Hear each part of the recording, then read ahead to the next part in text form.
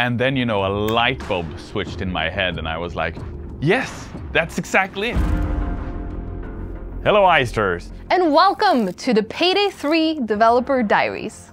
We're very excited to finally be able to share some details around Payday 3 and to give you a peek behind our curtains as we talk about some of the highlights and challenges we've faced during the making of Payday 3. We've put together multiple episodes with the help of several members of the Payday development team, and in these episodes we'll give everyone a chance to say more on their individual responsibility and passion to see how it has been applied in the making of Payday 3. We hope you'll find these developer diaries both interesting and enlightening, and that we'll manage to quench some of your curiosity and desire for more information. Today's video is the first in the series, and it's set to serve as an introduction to Payday 3, where we discuss some key topics around what players will recognize from the Payday you already know, as well as what will set it apart as a separate and unique experience. Without further ado, let's go. I think a lot of Payday 2 players are gonna go like, oh, so this is exactly how I do it. But you will also notice that there are a lot of small features that somehow affect the game and makes it into a completely different thing than Payday 2 ever was. I think the biggest change from Payday 2 to Payday 3 is just generally how the heist experience has evolved. My name is Andreas and I work as a producer on Payday 3. In Payday 2 you have stealth and then you have loud, which is pretty binary, and that's something that we really wanted to flesh out and evolve. So in Payday 3 you have stealth, and then you have something that we call search, which essentially is guards are looking for you and they're suspicious.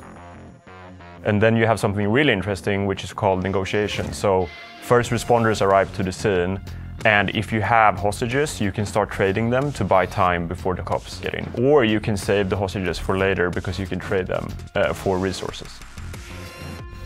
So the Payday Gang has moved from Washington, D.C. to New York City. And a big reason for that is because New York is just the capital of capitalism. Heisting with your friends and having all those skyscrapers around you, the yellow cabs, more pedestrians and traffic. That's just a very important piece in elevating the experience in general. There is a ton of stuff, right, that makes New York the place to be. But more so, it's tied to the story and the narrative of Payday. Something that has grown more and more interesting over the years, especially so for the players, who have really come to like the story and are wondering what's going to happen next for the Payday Gang. So Payday 3 will take place in New York City at launch, and we're definitely going to see the gang move to different locations as the game grows and scales over time. For Payday 3, there will be the original gang and 2 more heisters that will join them. So I think we're definitely going to see collaborations for Payday 3 as well. What's important for us, and that's something that we've taken like as a general consensus from the community as well, it has to fit the universe, and we don't want to do stuff that really breaks immersion. So as long as it's a natural fit and it elevates what the game is about, absolutely. Over the past decade, we've done more than 30 different collaborations for Payday, introducing new characters, new heists, and I think the message I want to make really clear to the Payday fans out there is that for launch, we want to focus on the core gang and the core original story of Payday and Payday 3. As we go into the post-launch of Payday 3, anything can happen. You are right that the gang has definitely grown older, and I think that's one of the cool things with Payday as a trilogy now, is that the story and the characters share a red thread through the games. So whatever happened to one of the characters in Payday 2 over its lifespan, that it will somehow be reflected in Payday 3.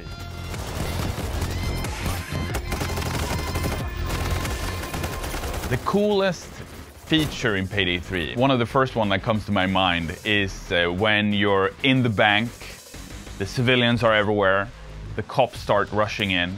What you can do in Payday 3 that you've never been able to do before in the Payday franchise is that you can take civilians as hostages and use them as a shield towards the law enforcement. There has been a lot of comments on stream, because we stream several times a week now, and every time we do, there are always Payday 3 questions. Definitely there's been some heavy hitters that have suggested things or asked things where I've gone like, that's actually a fact, you know? So if you asked that question, you were right.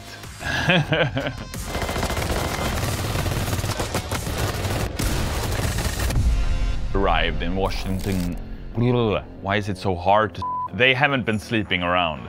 They've been sleeping around. Mackan! Mackan! Chains, Wolf, Hoxton, Houston? I don't know where Houston is.